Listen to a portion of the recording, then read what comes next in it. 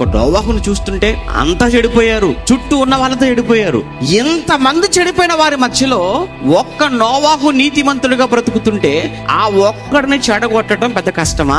చెడిపోయిన వాళ్ళందరి మధ్య ఒక్కడు నీతిమంతుడిగా బ్రతకడం చాలా కష్టం, ఇతన్ని పడగొట్టడం కూడా చాలా సులువు వాళ్ళకు. కానీ వాళ్ళందరి మధ్యలోకి నోవాహు వెళ్ళాడు. నోవాహే నిలబడ్డాడు.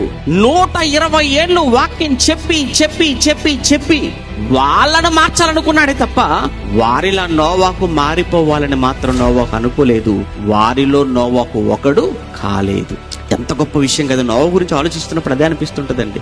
ఎందుకురా నీకు ఒకప్పుడు అలవాటు లేదు కదా, తాగుడు అలవాటు, ఇప్పుడు నీకు ఎలా అలవాటు అయిందంటే పలానా వాడంటాడు. అంటే ఆ ఒక్కడే తాగని వాళ్ళు ఇంకా చాలా మంది ఉన్నారు కదా. మరి అంటే ఒక్కడి వలన ప్రభావితం అయిపోయావా నువ్వు? అంటే ఒక్క రోజుకి ఇలా అయిపోతే నోవాహును పాడు చేయటానికి, నోవాహును చెడగొట్టడానికి, నోవాహును మళ్లించడానికి అందరూ చుట్టూ చేరిపోయి నోవాహును ఎన్ని మాటలతో ప్రభావితం చేసినా నోవాహు అస్సలు వాళ్ళ పక్షాన చేరిపోలేదండి.